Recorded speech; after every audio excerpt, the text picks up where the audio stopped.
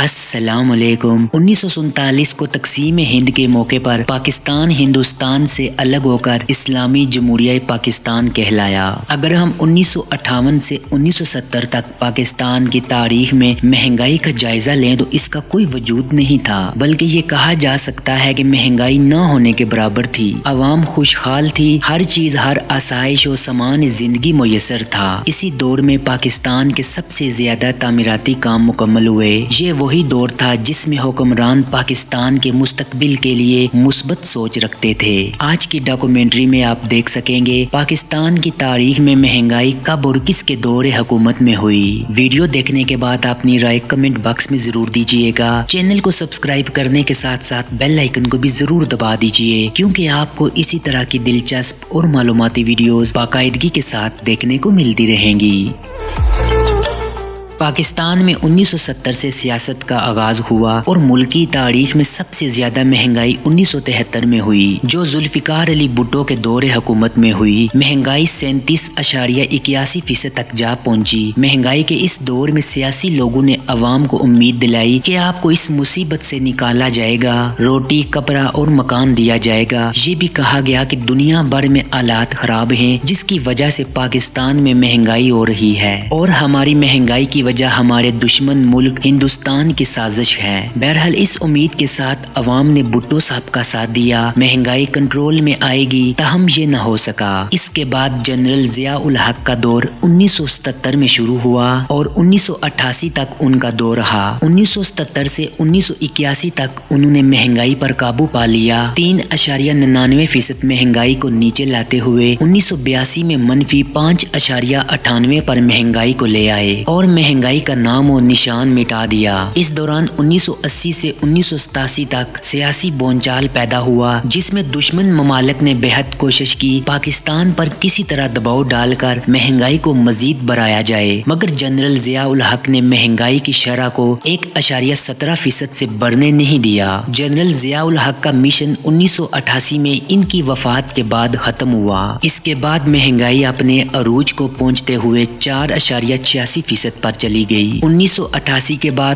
1990 سے 1993 تک میاں محمد نواز شریف کا دور آیا اور مہنگائی کی شرح 9.5 سے شروع ہوئی اور 1991 میں 12.63% ہو گئی۔ میاں محمد نواز شریف نے بہت کوشش کی کہ مہنگائی کو کم کیا جائے اور 1993 میں 9.83% تک لے آئے۔ میاں محمد نواز شریف کی حکومت جاتے ہی بینظیر بھٹو نے حکومت سنبھالی اور مہنگائی کی شرح کو 9.83% سے لے کر 1995 میں 13.2% تک مہنگائی کو پہنچا دیا۔ بینظیر بھٹو نے مہنگائی کی مصیبت اور حالات پر قابو پانے کی کوشش کی، مگر 1996 میں مہنگائی کی شرح کو 10.78% نیچے لے آئی۔ اس کے بعد 1997 میں میاں محمد نواز شریف کا دور آیا اور مہنگائی 10.78 سے لے کر 11.81% پر لے کر چلے گئے۔ عوام کی پریشانی اور دباؤ کو مدنظر رکھتے ہوئے نواز شریف مہنگائی کی شرح کو 1999 میں 5.74% تک نیچے لے آئے۔ اس کے بعد جنرل پرویز مشرف نے نواز شریف کی حکومت کو ختم کر کے ایک غیر سیاسی حکمرانی کی اور مہنگائی کی سطح کو سن 2000 میں 3.59% تک لے کر چلے گئے۔ اس کے بعد سیاسی لوگوں نے ان کی حکومت پر دباؤ ڈالا، جس کی وجہ سے سن 2001 میں مہنگائی کی شرح 4.41% تک پہنچی اور قائم مقام وزیر اعظم میر ظفر اللہ خان جمالی کو بنا دیا گیا، جو سن 2002 سے 2003 تک بہت خوبصورتی کے ساتھ مہنگائی کو قابو کرنے میں کامیاب ہوئے اور مہنگائی کو 3.1% پر لے آئے۔ اس کے بعد جب پاکستان مسلم لیگ کاف کی حکومت آئی، انہوں نے مہنگائی کی شرح کو 2005 میں 3.1 سے 9.28 تک لے کر چلے گئے۔ یوں عوام کا دباؤ بڑھتا چلا گیا اور مسلم لیگ کاف اس دباؤ کو مدنظر رکھتے ہوئے مہنگائی کی اپنی پالیسیز میں تبدیلی لے کر آئی۔ 2006 اور 2007 میں مہنگائی کی شرح کو 7.7% تک کر دیا۔ 2008 میں ایک دفعہ سے پھر پاکستان پیپلز پارٹی کا دور آیا اور مہنگائی کی شرح 12% تک پہنچ گئی۔ 2008 میں پیپلز پارٹی نے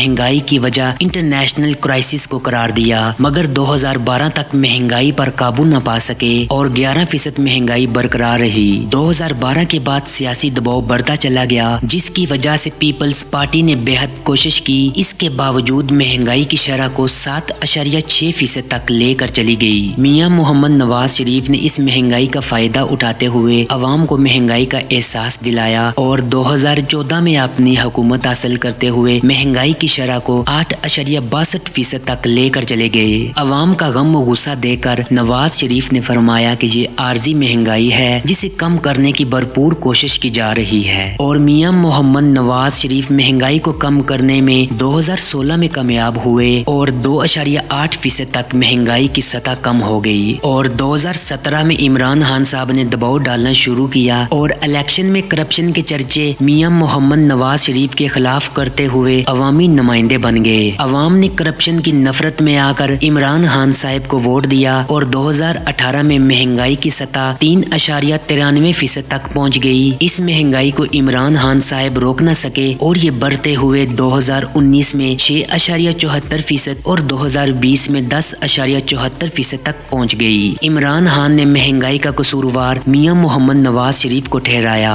पाकिस्तान की माशी तारीख को देखते हुए ऐसा लगता है सियासी दौर कभी भी पाकिस्तान की अवाम के लिए महंगाई को कम न कर सकी। जितनी भी तरक्याती हुई वो फौजी दौर में हुई। फौजी दौर को बुरा कहने वाले तारीख उठाकर देख लें, महंगाई हमेशा फौजी दौर में ही कम हुई। बात यहाँ खत्म नहीं होती अगर पाकिस्तान के हुक्मरानों को सही काबीना मिले जो पाकिस्तान के लिए काम करे तो सियासी लीडर फौजी दौर से भी ज्यादा अच्छा काम कर सकती है। पाकिस्तान में तो सियासी लीडर बहुत अच्छे आए मगर इनके साथ चमचों की फौज और मफाद परस्त लोग शामिल रहे, जिसकी वजह से आज तक कोई लीडर कामयाब नहीं हो सका। पाकिस्तानी फौज से सियासतदानों को ये सबक हासिल करना चाहिए, टीम वर्क, हुब्बुल वतनी, ईमानदारी से ही मुल्क तरक्की करता है, जो कि कायदे आज़म का फरमान था जिस पर सिर्फ पाकिस्तानी आर्मी ही अमल करती है।